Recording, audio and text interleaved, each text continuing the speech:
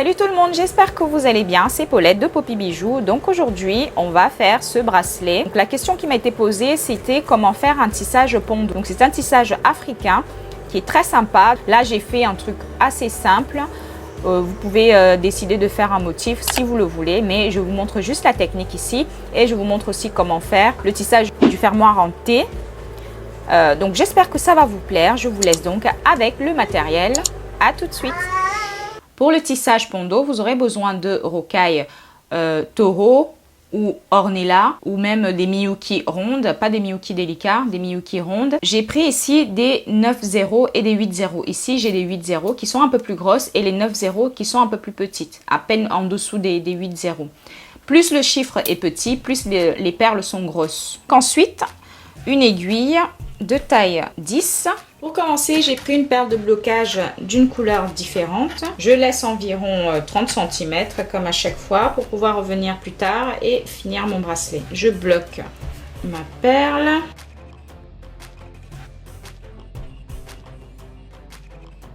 Je prends 4 perles. Je les fais glisser jusqu'à ma perle de blocage et je reviens dans la première perle noire que j'ai posée pour pouvoir former un cercle. Entre chaque perle ici, je vais poser une perle dorée.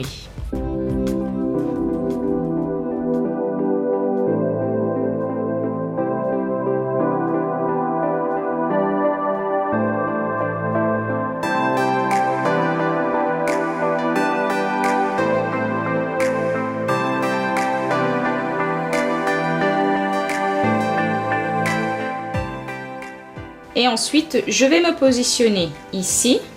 Oh, ça dépend comment je veux faire ça. Donc, je vais me mettre de ce côté-là. Donc, sur cette perle dorée à droite. Donc, pour ça, je rentre uniquement dans les perles noires jusqu'à ce que j'atteigne la perle dorée ici.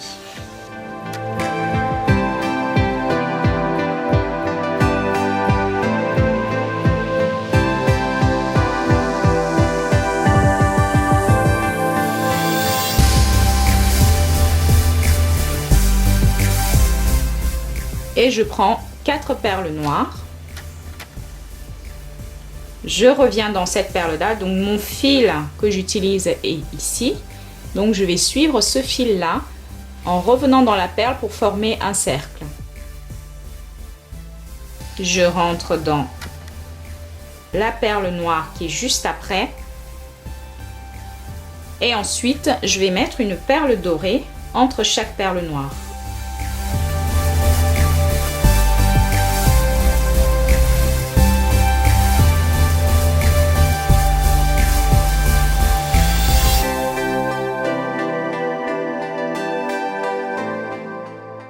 Donc ici, j'ai déjà ma perle dorée qui est ici. Donc on a nos quatre perles dorées. Et ensuite, je vais rentrer uniquement dans chaque perle noire pour pouvoir me positionner sur cette perle dorée qui est à droite. Ça va être la même chose pour les autres carrés qu'on va faire. Donc on va faire au total 5 carrés. Donc voici mon dernier carré. Donc je vais passer dans chaque perle noire. Enfin, je vais passer dans une perle noire.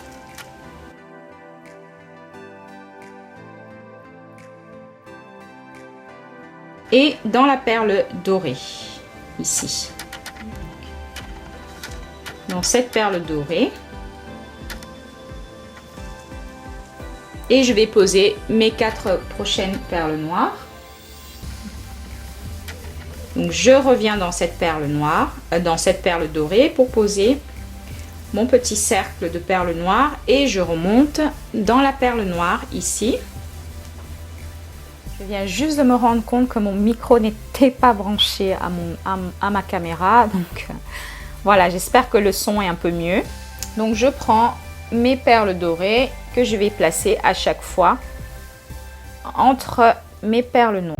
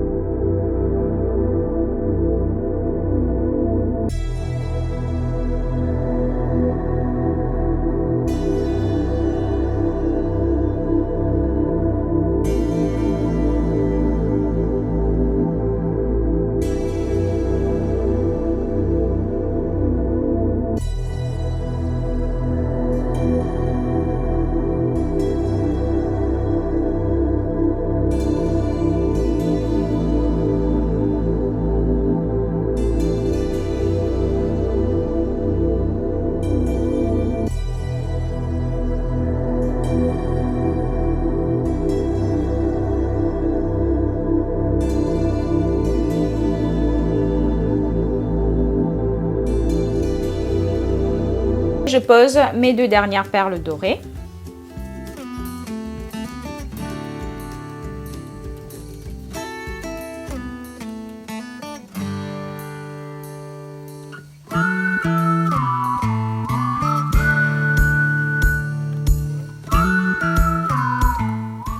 Ensuite, je reviens dans chaque perle noire. Vous ne rentrez pas dans les perles dorées. Enfin, dans chaque. Je reviens que dans ces deux-là. Et je rentre aussi dans la perle dorée pour me positionner pour la suite des carrés. Donc, mes 4 perles, je reviens dans la dorée.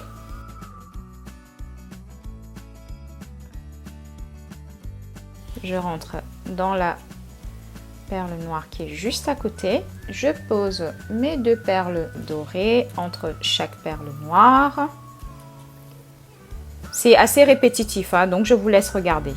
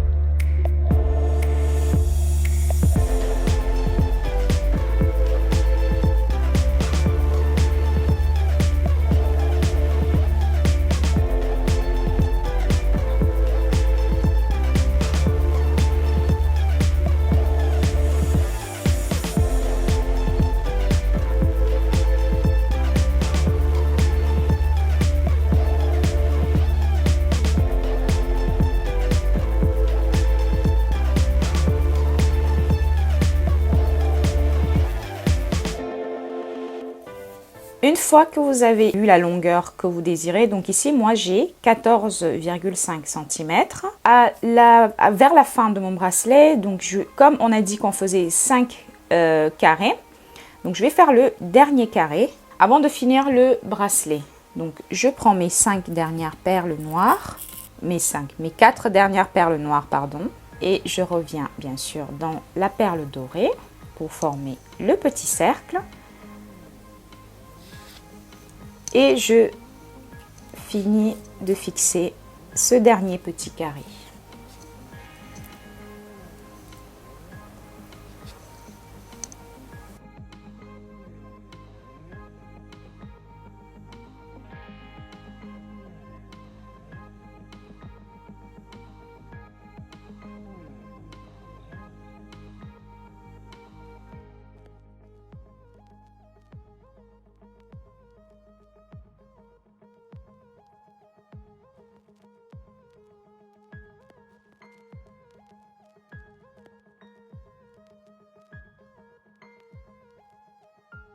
Quand vous arrivez sur ce dernier carré, vous n'allez pas recommencer une nouvelle ligne vu qu'il ne faut pas rajouter des centimètres en plus pour que ça aille bien sur le tour de votre poignet.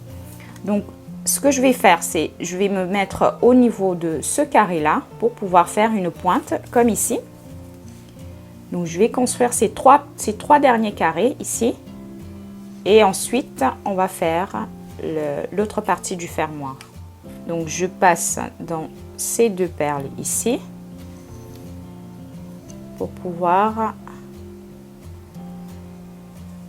me positionner comme il faut et mettre mes 3 derniers rangs, mes 3 derniers carrés, mes 4 perles noires.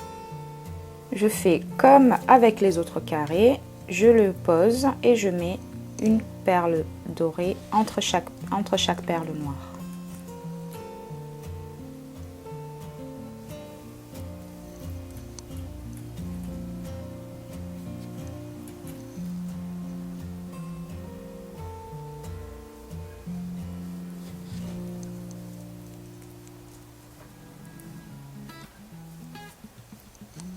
Et ensuite, je remonte dans cette perle dorée, mes 4 perles noires, et ainsi de suite, jusqu'à ce que j'ai mes 3 carrés. Et voici la pointe. Vous pouvez faire une autre pointe juste ici, mais moi je vais laisser comme ça. Donc voici ce que ça vous donne. Donc j'ai fini de faire le fermoir T. Donc j'ai tissé ma bande, ensuite je l'ai refermée. Avec le système du zigzag. J'ai pris en fait le fil qui était déjà présent sur le fermoir, sur les 3 rangs ici. Et ensuite, j'ai pris cette rocaille 9-0 et j'ai raccordé ces 7 perles à mon tube peyote. Et j'ai essayé de trouver le milieu pour pouvoir centrer le fermoir.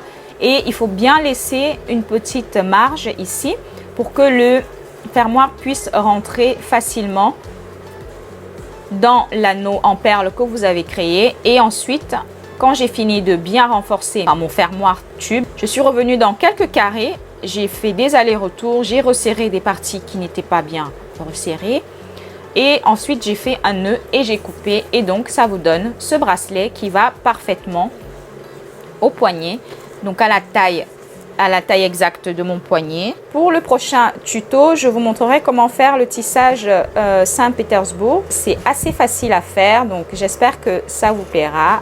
N'hésitez pas à mettre la petite cloche pour recevoir mes notifications pour toute nouvelle vidéo que je poste. Et n'hésitez pas aussi à vous abonner. J'espère que ce petit tuto vous a plu. N'hésitez pas à partager, à me laisser un petit pouce bleu si vous avez aimé. Je vous dis à très vite pour une nouvelle question. Ciao, ciao!